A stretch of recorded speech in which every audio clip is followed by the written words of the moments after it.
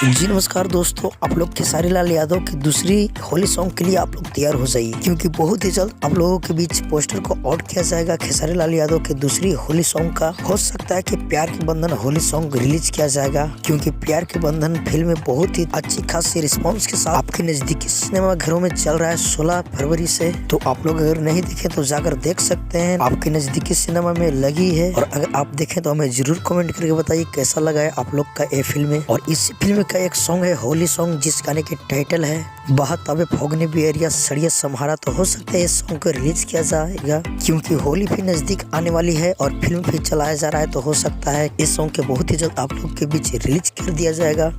और दोस्तों साथ ही बता दो कि असंतोष तिवारी साथ एक और गाने रिकॉर्ड हुआ है खेसारी लाल यादव के। तो सोशल मीडिया से बतलाया जा रहा है कि ये होली सॉन्ग होने वाली है। तो फिलहाल के लिए यही अपडेट था, मिलते किसी अपडेट के साथ बहुत ही जल्द। अगर हमारे चैनल पे आपने हो तो हमारे चैनल की जरूर सब्सक्राइब कर लीजिए, क्योंकि भोजपुरी का हर अपडेट सबसे पहले हमारे चैनल पे आता है। जब तक लिए जय हिंद, जय भोजपुरी।